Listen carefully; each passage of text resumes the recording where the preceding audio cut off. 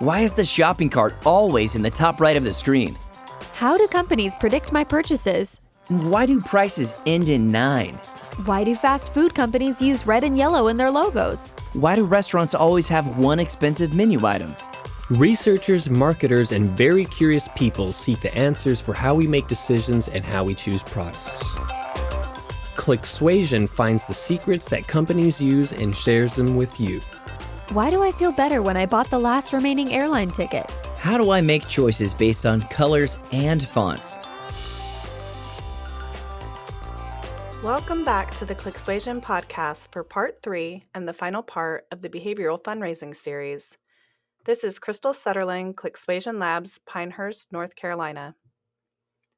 During the Behavioral Fundraising series, we've shared how behavioral science and neuromarketing is applied to fundraising. During the Behavioral Fundraising series, we've shared how behavioral science and neuromarketing is applied to fundraising.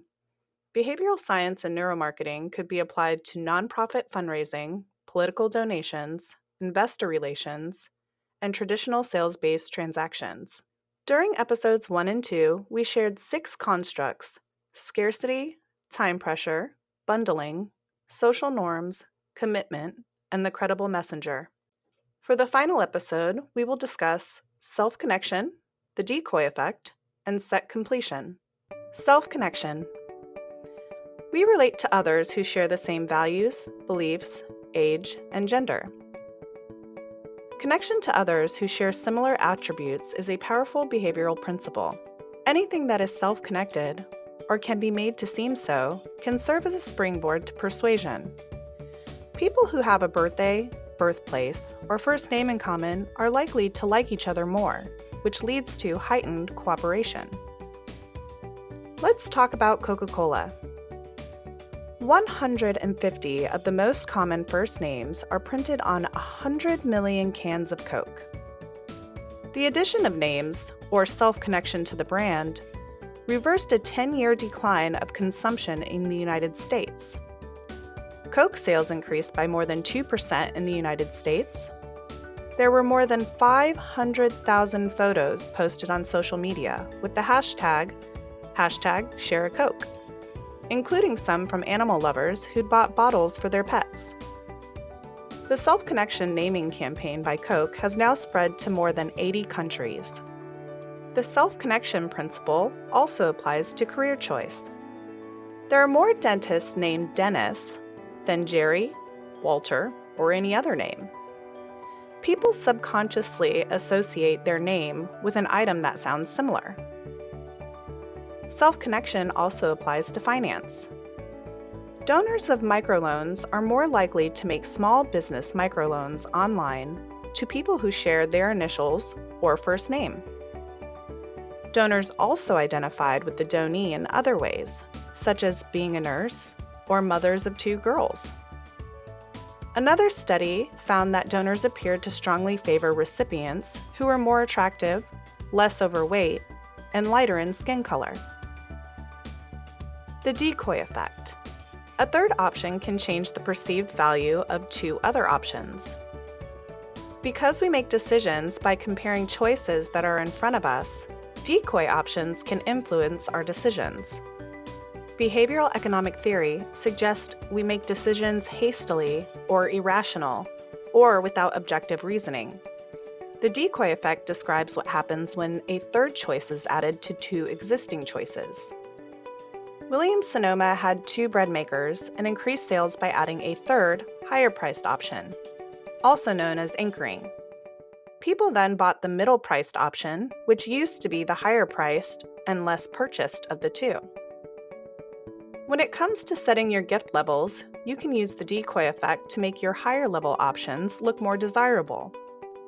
In this classic example of the decoy effect, The Economist magazine ran a test of 2 offers in which the less expensive option was the most selected option. Then The Economist offered a third subscription choice that helped increase total revenue by making the higher-priced option look like a better deal.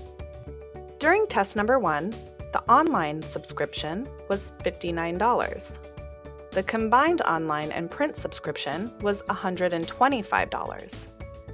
68% of the participants in the study selected the online-only subscription for $59, whereas 32% of the participants chose the online and print subscription for $125. Makes sense. The total revenue for test number 1 was $8,012. During test number 2, there were 3 options: online subscription, print subscription, and the combined online and print subscription. The online subscription was offered at $59. The print subscription was offered for $125. And lastly, the combined online and print subscription was offered at the same price as the print-only subscription, $125. 16% of the participants in Study 2 purchased the online-only subscription for $59. 0 participants purchased the print-only subscription. Lastly, option 3, the combined online and print subscription, was chosen by 84% of the participants. The total revenue for study number 2 was $11,444, compared to the $8,012 during study number 1. Set completion, the reason you made it this far. People have a desire to complete a set. People will opt for one set rather than individual items. You can take advantage of this principle by creating sets for your donation opportunities. Collecting things is human behavior, whether acquiring stamps, coins, dolls, baseball cards, or other collectibles. There's an even stronger desire to get all the items in a category. This provides a sense of accomplishment that acquiring individual items does not provide. Businesses frequently take advantage of this by bundling products together into sets at a slight price advantage over purchasing the same items separately. Nonprofits can do the same thing with their donation levels to increase their average gift size. For example, you have a punch card in your wallet for a local sandwich shop. Buy 9 subs, get the 10th free. You've purchased 8 subs, and you're only 1 more sub from your free sandwich. However, you started a diet yesterday that forbids you to eat the 9th sandwich.